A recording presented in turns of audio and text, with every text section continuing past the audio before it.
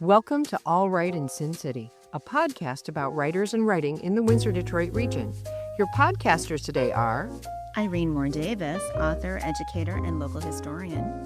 Sarah Jarvis, former bookseller, publishing rep, and literary festival chair. and me, Kim Conklin, Windsor-based writer and filmmaker.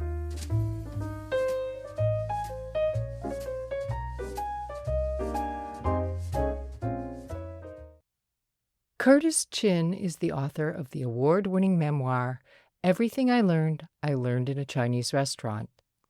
The restaurant of the title was a popular downtown Detroit eatery owned by his family for generations. Chin was recently in Windsor, kicking off his 5-stop Canadian book tour.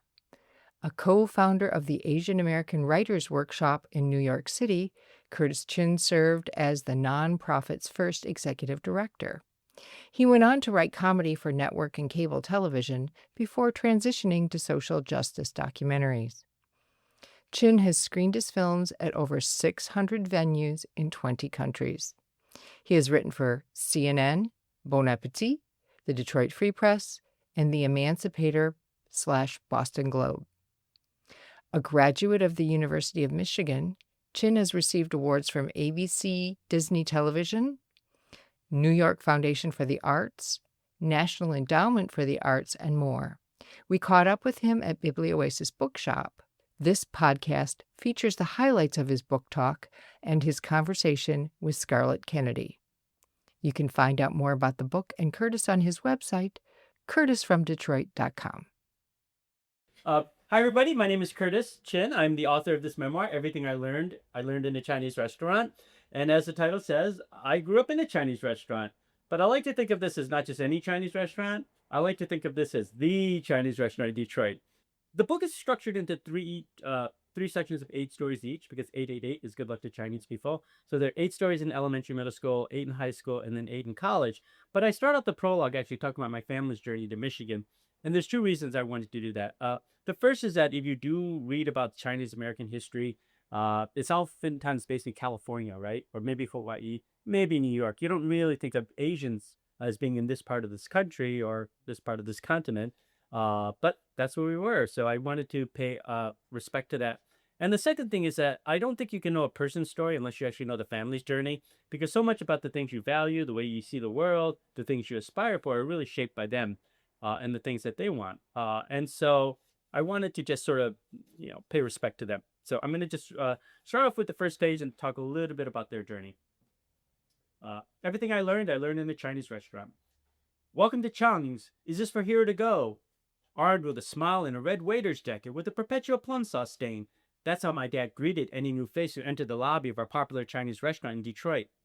Interestingly, my great-great-grandpa Gong Li Chin had faced the same question in the late 1800s as he stood cold and alone in a rickety dock in Guangzhou, China, trying to decide his future and that of his young impoverished family.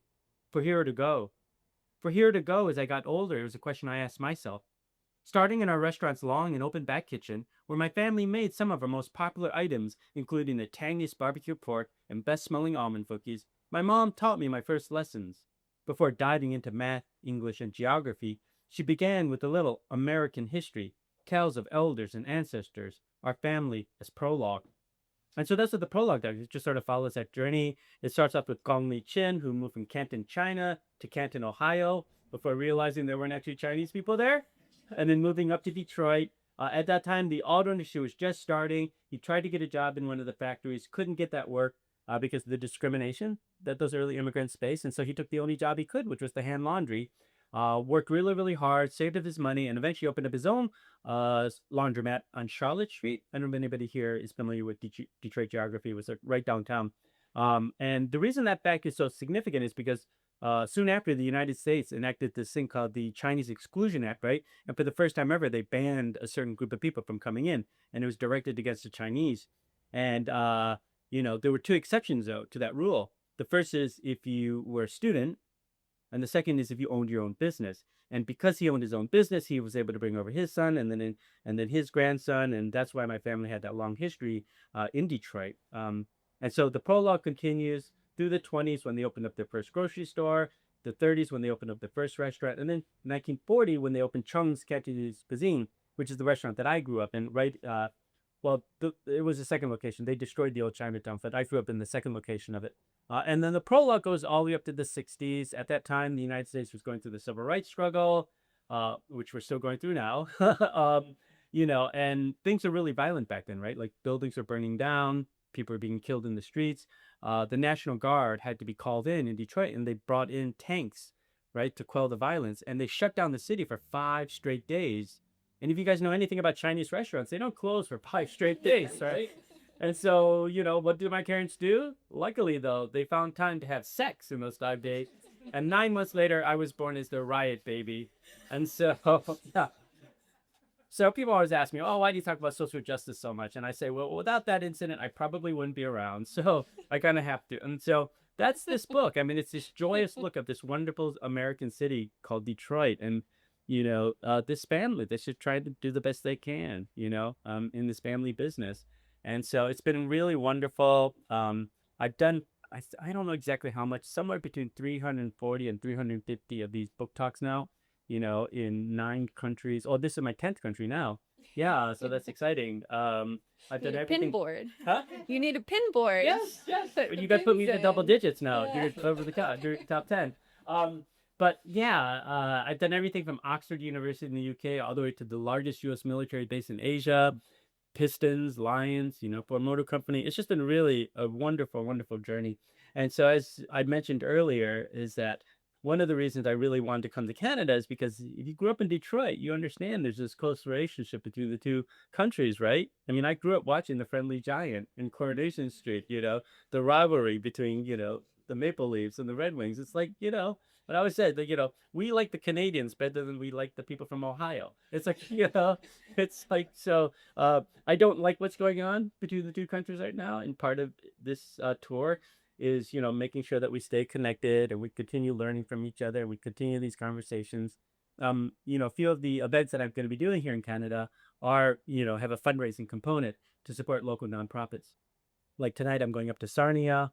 That's supporting a children's program through the local Chinese Canadian organization. I'm doing a senior center up in Ottawa, an arts program in Montreal. So, it's just, again, trying to show that, some of us Americans are also as upset about what's going on as you guys probably are. So, but happy to be here today and look forward to some wonderful conversation. Yeah. Thank you. Yeah. Mm-hmm. Great. Thank you. Alrighty. I do have a few questions, having read the book. It was a lot of fun. It's actually really funny whenever I do author events when it comes to memoir, you talk with the author via email and then you read their book and then you feel like you know them. Okay. Because even though you've never met them, because you're reading about their whole life. So I do have a couple questions for you. As I mentioned in the introduction, and as you talk about a lot in the book, you're a man of many hats. You have a lot of interests, a lot of things you like to do. There's a lot of different ways that your life could have gone. You asked me earlier if I'm a writer. I told you I'm not. I hate writing. I love reading, which is something that people always find very funny because I work in a bookstore, but I'm not a writer. So having done so many other things, documentaries, things like that, what was it that kind of sparked you that you decided you wanted to write a memoir, that you wanted to kind of sit down and force yourself to kind of, write a book, which is a big task? Well, I don't say I never forced myself. I actually really enjoyed it. Oh, great. Okay. Yeah. My personal dislike. Yeah, I know that you're revealing more about yourself than me. No, it always just started off as a fun project, really, just for the family. I've never taken a memoir class. I never had ambitions of publishing a book. I mean, I do work in TV and film, so I do storytelling, but I just never thought of telling my story, right? Because it's, in those other fields, I'm always exploring other people's lives and other characters and things like that. But the way the project really started was, sadly, my parents, were in a car accident back home in Detroit. And at the time, I was writing for the Disney Channel, and I get this terrible phone call that my parents were in this car accident. My dad died, and my mom was severely injured. By the end of that first week, we had to move her out to California to be with my brother Chris, who's a doctor, and by the end of everybody decided to go out to Detroit, and I was sort of out to California, and I was sort of stuck behind trying to decide, do I stay in Detroit or do I go back to Hollywood? And so For here to go. yeah, that was that question, so I made that choice again. And I decided to go back to LA, but I split the difference. I decided not to work in the studios anymore and instead just do more independent projects because I thought like that's what my dad would like. And so this book is sort of out of that transition. So I transitioned to documentary filmmaking. And then eventually when my siblings started having kids, I just thought it was really sad that this next generation wouldn't know anything about this fabulous restaurant. And so I just started writing these stories. I sent myself an initial email that just said everything I learned in chunks, right? And I listed about 20 story ideas, and then over the course of, several years, I was expanding the stories, right? Fleshing them out. And then at some point I just thought like, I'm spending a lot of time working on this. I should probably get paid for it. And so that's when, I just started investigating what does it mean to publish a book and or how to find an agent. And so that was a whole nother journey. But no, it's just was really organic in that sense. Right. And it's always been fun just to like write and relive those moments and just, to find the humor in it. Yeah. Yeah. Yeah. Well, that's I'm not a actually... tortured writer. No. So, Yeah, no. I don't drink. I don't do drugs. I don't do any of those things too. The idea of sitting down and writing my life story is like my worst nightmare. So I'm always very curious when I meet someone who writes, like a memoir, if it comes from a place of wanting to share that with the next generation, share what or if it, sometimes it also like I've met people where it's definitely come from ego.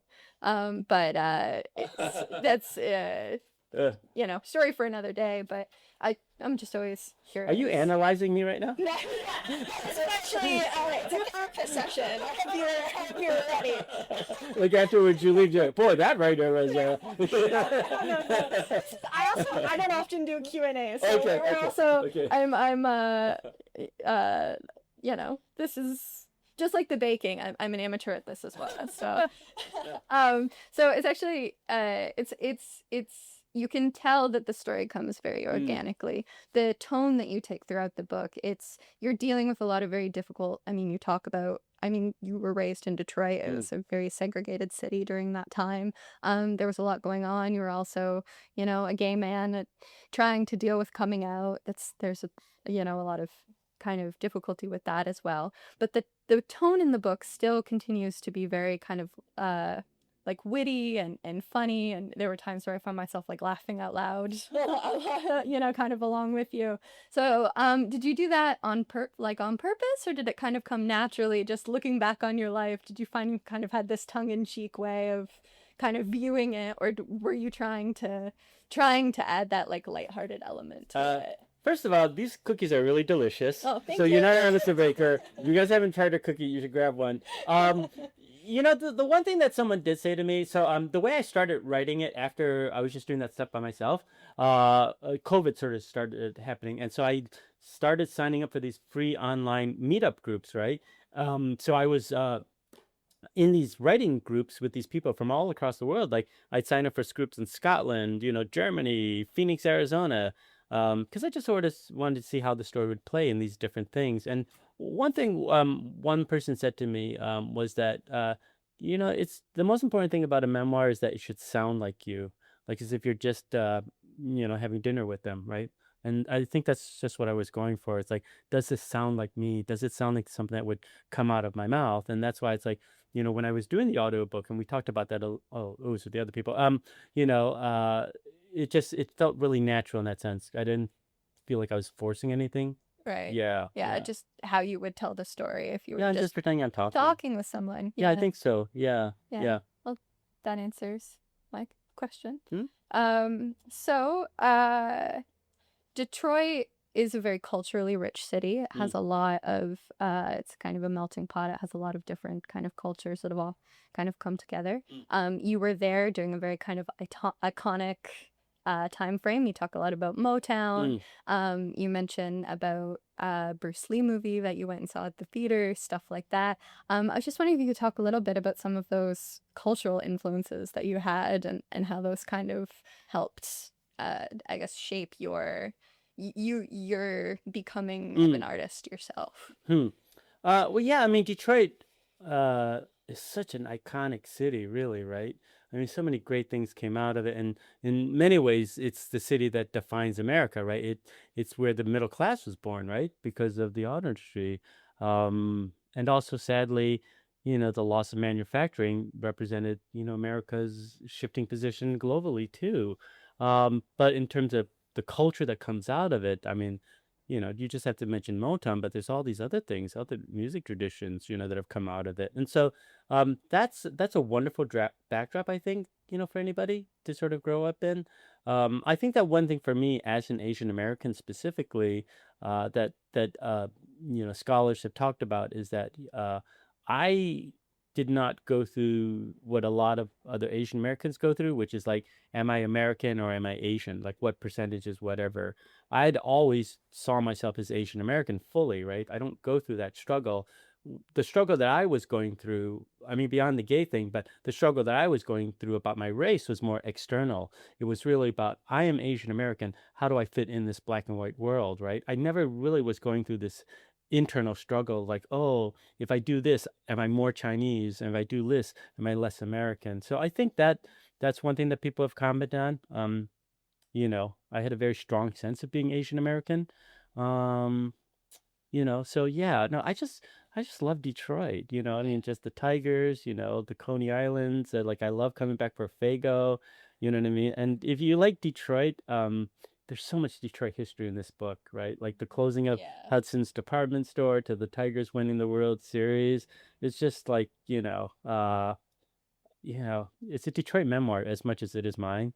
And I think that's probably why the book has been so successful, is because even if you aren't a gay Asian American, you could pick up the book and see yourself in that story because you know where you were. You know what I mean? Like I've had so many people come up to me and say they can identify with it, because I put in all these things.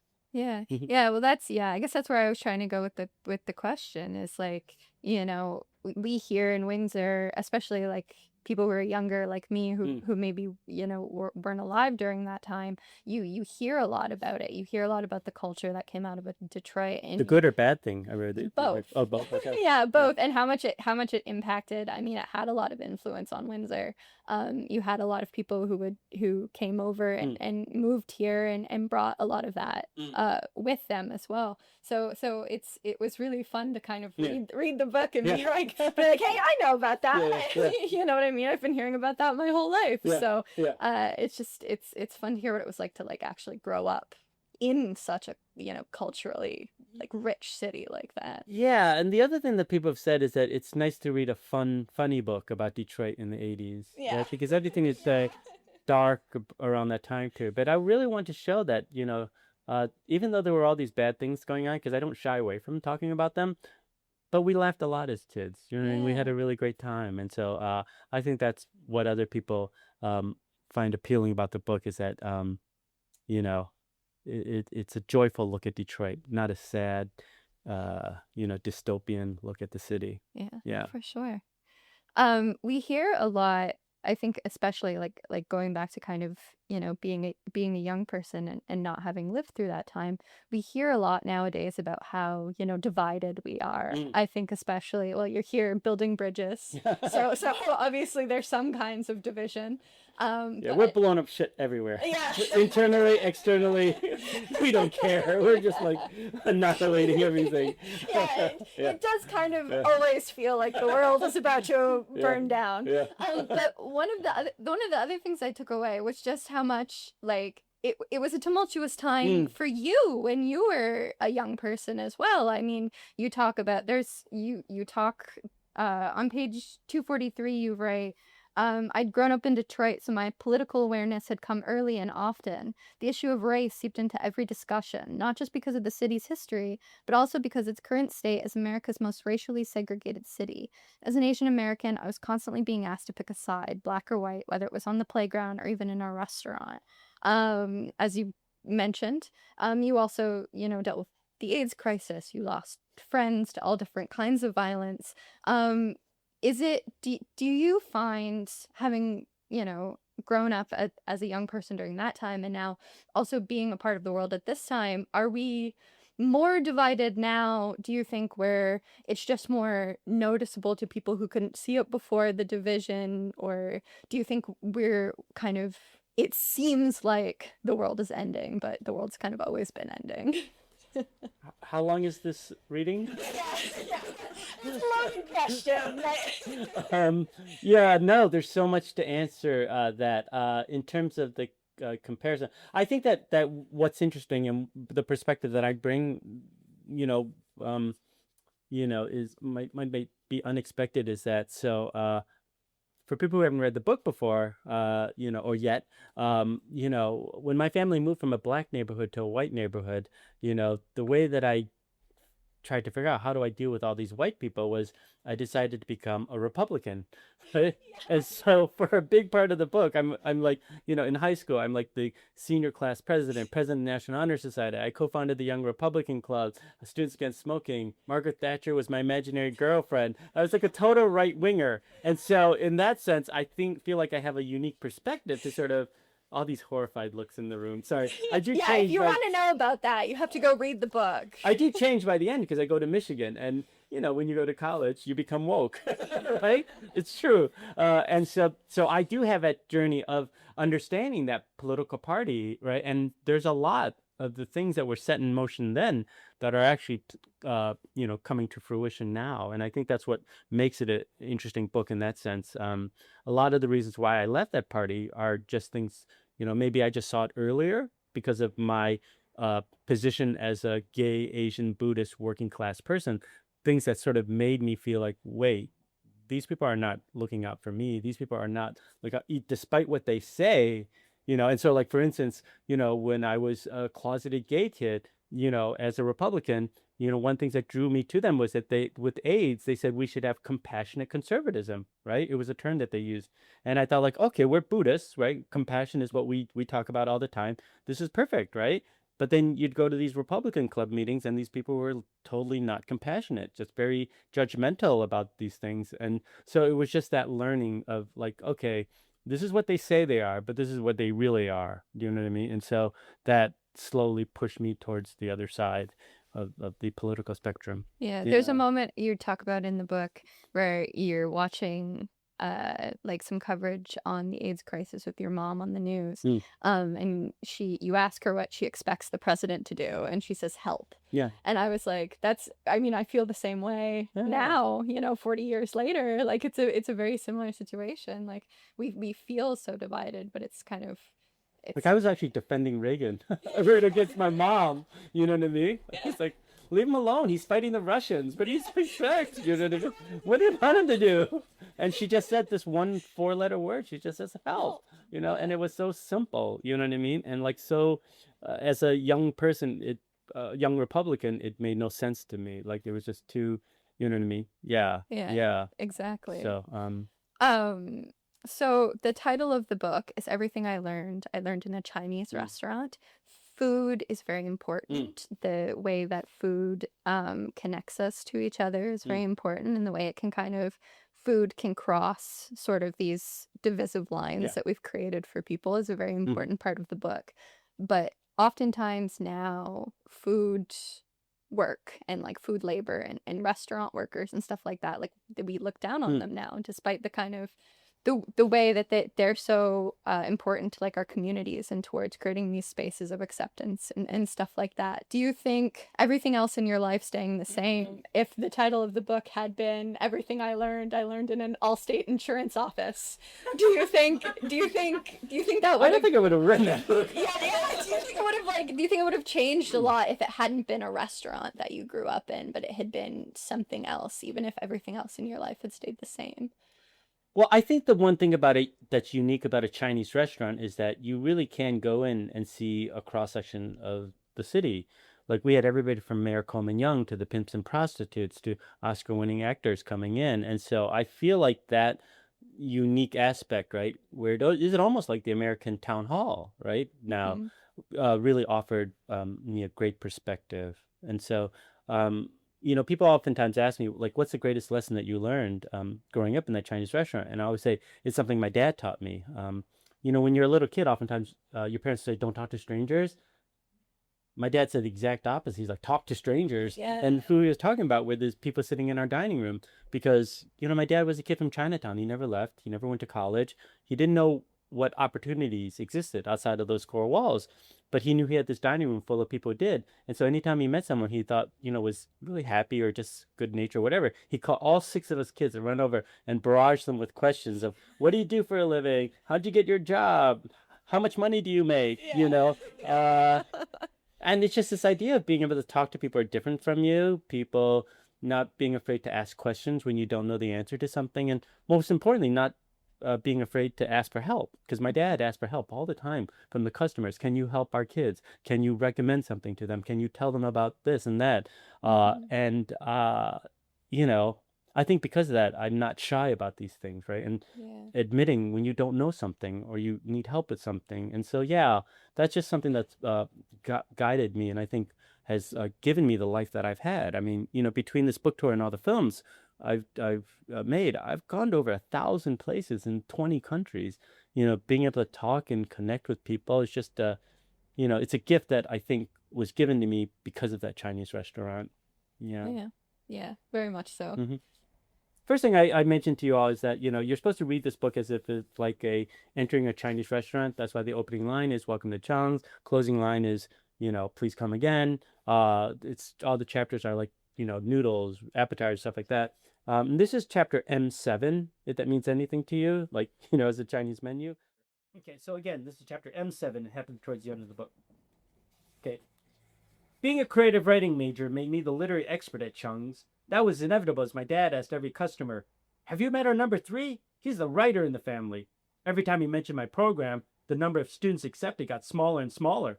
At some point, I expected him to say I was the only one on campus even allowed to own a pen. One week, one of our waiters was out sick. My younger siblings were busy with their weekend activities, so I was the one called in to help. I jumped at the chance to have some home-cooked meals for a few days. I was running around the dining room, refreshing our customers' silver teapots, when a white middle-aged woman reached into her oversized bag and pulled out a colorful hardcover. Have you read this book? It's so good! The Joy Luck Club, the recently released novel that featured a bunch of old sassy Chinese ladies who like to eat, gossip, and play mahjong, could easily have been set in our back kitchen. Every time I came in to help at the restaurant, another diner, usually older and female, cited the most memorable characters, lines, and scenes. They all wanted to know if I was working on something similar. I was writing poetry, but they didn't care. To them, all writers were the same. They would squeal, "You could be the next Annie Tan!" My mom turned out to be the biggest pusher. She rarely had a book in her hand, but the success of the Joy Luck Club convinced her that her life was a bestseller too. She followed me around the dining room, dropping stories from her childhood, the same ones I'd heard growing up, but now she recounted them as if she was auditioning for her own books on tape. One night, after seeing how our waiters sometimes pooled their tips together, my mom shared an oldie. When the communists marched south, they targeted my family. My uncles and grandpa were rich in America, so the Red Guard called us traitors. My stubborn grandma didn't want to leave her big home, so when my parents escaped to Hong Kong, they left me behind to keep her company. The communists hated me and my pawpaw. When I was 4, they made me watch as they forced my grandma to climb the old banyan tree in our courtyard. Then they pushed her off into a pile of broken glass. For a visual, my mom rubbed her knees. Another time, standing at the water station, she launched into her own nautical tale. When I was 5, my uncle in America paid $25,000 in renminbi, a king's ransom in people's money, to local fishermen to ferry our remaining family out of China. After a long ride tucked under the planks of his fishy coat, we came up for air. But we weren't in Hong Kong. The traitor turned us into the authorities. In jail, I had to sing Communist Party songs to earn extra rice for me and my grandma. Another chapter came as we stood beneath a painting of the Chinese countryside. When my pawpaw and I were freed from jail, we found that the officials had given away our home to peasants. We were forced to live several villages away in a dirt hut with 3 other families. Whenever we went out for a pail of water, my grandma had to bend low to keep her head below the soldiers. Once again, she gave me a demonstration, this time bowing her head. Granted, my mom's epic saga interested me. Who wouldn't be intrigued by tales of prison cells, guns, and stolen ransoms? Even the parts about her mundane life in Hong Kong, after she was reunited with her parents and siblings, were amusing. But these were her stories, not mine. She had to tell them, not me. I was in school to find my own voice. I sat and listened, but that was as far as it would go. Toward the end of the summer, As I was at the back table sipping my red pop, stockpiling poems for the upcoming semester, my mom sat down. Before I could say anything, she started talking. I was a top student in Hong Kong. When Pepsi came to town, they held a big contest for students to draw a picture of their own school. Mine was the best at Sacred Heart. I won 6 cases. There were so many bottles, I had to give them to the nuns. I threw down my Parker pen, the one I treated myself to after getting into the program. Yes, and they kept burping all day. It was so funny. You told me that story over and over, and I don't even like Pepsi. I prefer Coke. My mom's shoulders shriveled. The shine faded from her rosy cheeks. You don't want to hear my story? I tensed up. I do, but I'm behind on my own stuff. Between working at Drake's The Journal and saving the world, my schedule was packed. On top of that, my workshops in the fall were advanced. Still, insecure about my place in the program, I put pressure on myself to create more interesting writing by staying up late and scribbling in my notebook every detail of my life. But no matter how hard I tried, working harder could not produce a better poem. My mom lifted herself off her seat. The glint in her eyes orphaned me. Her 42 years of life flashed before my eyes. She'd gone from Guangzhou to Hong Kong to Detroit and spent the past 2 decades raising her 6 children in a hostile foreign land. She tried to prove that her life had worth, that it hadn't gone unnoticed. And here I was, that ungrateful son, writing it off. Her lips quivered in a soft murmur. I hastily picked up my pen, backtracking. Go ahead, Mom. I'll write it down this time. My mom bowed her head, as if I were one of the soldiers holding a gun to her temple, ordering her to sing. No, you go on. You do your own thing. I reached out my hand, but by then she'd disappeared through the black swinging door, leaving only the rattling from the kitchen, the clanging walks and rumbling dishwasher. I sat there upset at myself for being so inconsiderate. Everything I'd done in the past 3 years had been for her, but it seemed as though I failed the final test. My education wasn't just to help me get a better life. It was for my whole family. We were a team. We were the 8 immortals. How could I let them down? I needed to make things right, but I knew that, like most disappointments in our house, apologies were never spoken. Only deeds would bring about reconciliation. Thanks for joining us. Look for more episodes of All Right in Sin City wherever you listen to podcasts, or visit our website at allrightinsincity.com. For information and announcements of new episodes, subscribe to the podcast on your favorite platform or follow us on social media.